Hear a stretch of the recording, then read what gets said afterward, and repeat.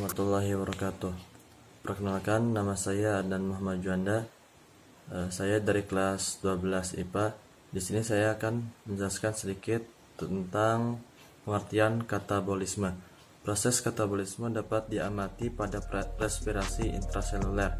Ada dua macam respirasi intraseluler, yaitu respirasi aerob dan respirasi anaerob. Oke, yang pertama yaitu adalah respirasi aerob. Adalah proses respirasi yang membutuhkan oksigen bebas. Ada 4 proses biokimia dalam respirasi aerob, yaitu glikolisis, dekarboksilasi, oksidatif, siklus Krebs, dan transfer elektron. Dan yang kedua yaitu ada respirasi anaerob. Adalah proses respirasi yang tidak memerlukan oksigen bebas. Proses ini disebut juga fermentasi. Respirasi anaerob dapat terjadi pada manusia dan hewan ketika tubuh sedang membutuhkan energi dengan cepat. Dan dalam video kali ini lebih spesifik membahas tentang respirasi aerob. Baik, tahap selanjutnya yaitu membahas kembali respirasi aerob atau turunannya, yaitu yang pertama ada glikolisis. Glikolisis adalah awal dari respirasi aerob maupun anaerob. Dalam glikolisis terjadi proses pemecahan glukosa menjadi senyawa-senyawa yang lebih sederhana. Proses ini berlangsung di dalam sitosol atau sitoplasma. Setiap molekul glukosa yang mengalami proses glikolisis akan menghasilkan senyawa-senyawa yang terdiri atas 2 molekul ATP, 2 molekul asam pirufat, dan 2 molekul NADH. Proses glikolisis dapat digambarkan sebagai berikut.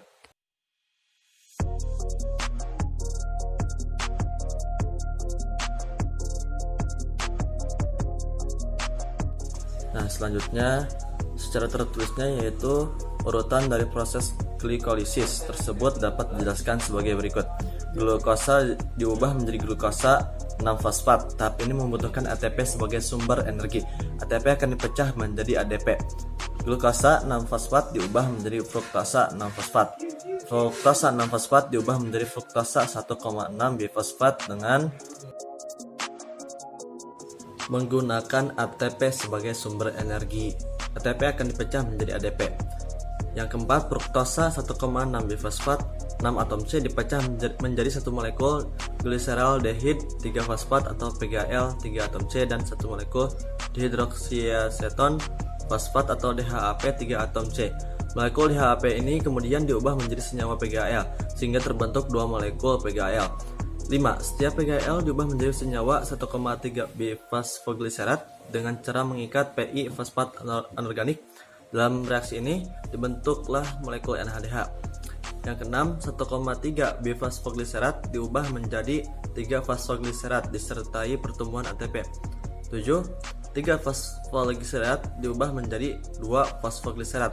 Yang ke-8, 2 fosfoglycerat diubah menjadi senyawa fosfoenolpirufat atau PEP.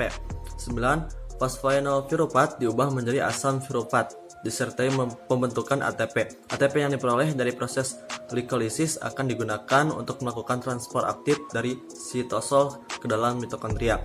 Sementara itu, 2 molekul NADH yang diperoleh akan ditransfer ke transport elektron. Bisa dilihat seperti yang ada di bawah ini.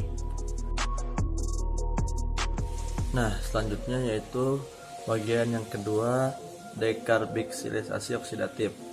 Asam pirufat yang masuk ke dalam mitokondria akan diubah menjadi senyawa asetil koenzim A atau asetil-CoA melalui proses dekarboksilisasi oksidatif. Selain itu, akan dihasilkan juga molekul CO2 NADH dari proses tersebut. Satu molekul asam pirufat akan menghasilkan satu molekul asetil-CoA, satu molekul CO2, dan satu molekul NADH. Oleh karena asam pirufat yang diperoleh dari reaksi sebelumnya berjumlah 2 molekul, maka terjadi 2 kali reaksi dekarboksilisasi oksidatif. Akibatnya, hasil yang diperoleh juga menjadi 2 kali lipat. Proses dekarboksilisasi oksidatif dapat digambarkan yaitu sebagai berikut. Nah, seperti itu gambarnya, yaitu Urutan proses dekarboksilisasi oksidatif tersebut dapat dijelaskan sebagai berikut. Asam fluorofat melepaskan gugus karboksilat COO- yang kemudian diubah menjadi CO2. 2. Sisa atom C dalam bentuk CH3COO- akan mentransfer kelebihan elektronnya pada molekul NAD+, sehingga terbentuk NADH.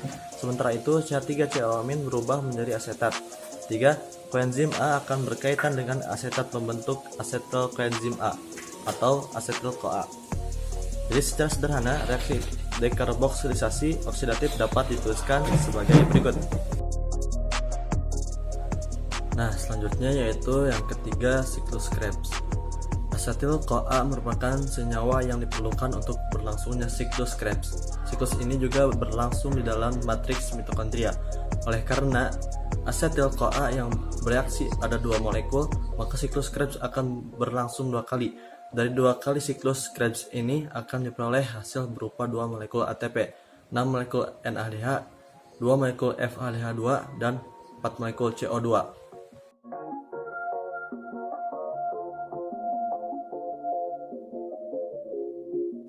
Nah, seperti apa yang dilihat dari gambar tadi, secara tertulisnya yaitu 1. Asetil CoA 2 atom C berikatan dengan asam oksaloasetat 4 atom C membentuk asam sitrat 6 atom C. 2. Asam sitrat kemudian diubah menjadi asam isositrat. 3. Asam isositrat 6 atom C diubah menjadi asam alfa ketoglutarat 5 atom C. Dalam reaksi ini dilepaskan CO2 dan dibentuk NADH. 4. Asam alfa ketoglutarat 5 atom C diubah menjadi suksinil CoA 4 atom C. Dalam reaksi ini juga dilepaskan CO2 dan dibentuk NADH. 5. Suksinil CoA selanjutnya akan diubah menjadi asam suksinat 4 atom C. Dalam reaksi ini dihasilkan GTP yang kemudian berubah menjadi ATP. 6. Asam suksinat diubah menjadi asam fumarat 4 atom C dan menghasilkan senyawa FHDH2. 7. Asam fumarat diubah menjadi asam malat 4 atom C yang dilakukan dengan penambahan air. 8. Asam malat diubah menjadi asam oksaloasetat kembali dan menghasilkan senyawa NADH. Secara sederhananya, reaksi siklus Krebs dapat dituliskan sebagai berikut. Dan tahap yang terakhir yaitu adalah transfer elektron. Transfer elektron merupakan tahap akhir dari proses respirasi aerob. Dalam proses ini dihasilkan energi dalam bentuk ATP dengan jumlah yang paling banyak daripada reaksi-reaksi sebelumnya.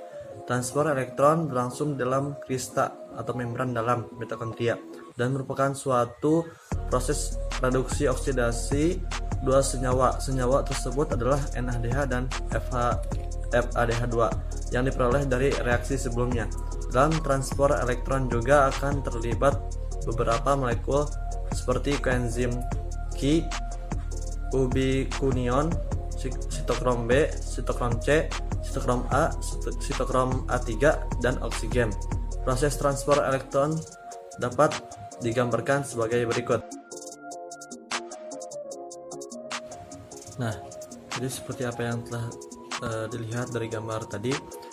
Jadi secara tertulisnya yaitu urutan proses transfer elektron tersebut adalah sebagai berikut. 1. NADH mengalami oksidasi sehingga dihasilkan elektron berenergi tinggi yang akan ditransfer ke koenzim Q. Energi yang cukup tinggi dari elektron ini memungkinkan bersatunya ADP dan fosfat anorganik membentuk ATP. 2. Koenzim Q akan dioksidasi oleh sitokrom B. Pada tahap ini, koenzim Q akan melepas elektron dan 2 ion H+. Yang ketiga, sitokrom B akan dioksidasi oleh sitokrom C.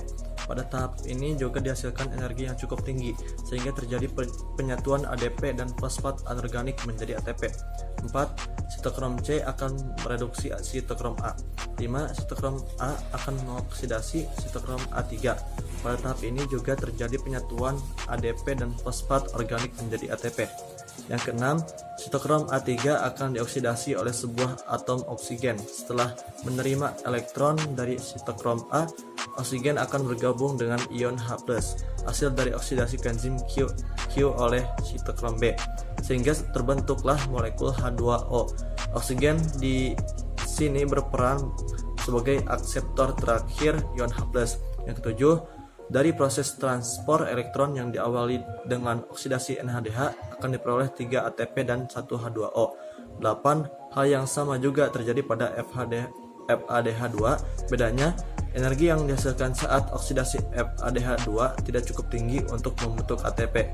Oleh sebab itu, proses transport elektron yang berawal dari oksidasi FADH2 hanya memperoleh 2 ATP dan 1 H2O. Secara sederhana, pembentukan ATP dari NADH dan FADH2 dapat dituliskan sebagai berikut. Oksidasi 1 NADH akan menghasilkan 3 ATP. Oksidasi 1 FADH2 akan menghasilkan 2 ATP. Yang bawahnya 10 NADH plus 52 min 10 NAD plus 10 H2O plus 30 ATP. Selanjutnya 2 FADH2 plus O2 min 2 FAD plus 2 H2O plus 4 ATP. Nah, jadi dalam proses transport elektron akan dihasilkan 34 ATP dan 12 H2O. Dari hasil tersebut dapat dikatakan bahwa transport elektron merupakan penyumbang ATP terbanyak dalam proses respirasi aerob.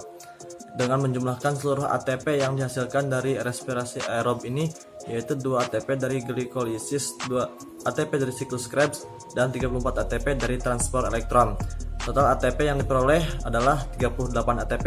Namun karena 2 ATP yang berasal dari glikolisis telah digunakan untuk proses transfer aktif dari sitosol ke mitokondria, maka hasil bersih respirasi aerob dari satu molekul glukosa adalah 36 ATP dan 12 H2O. Berikut ini adalah tabel jumlah ATP yang diperoleh selama berlangsungnya proses respirasi aerob.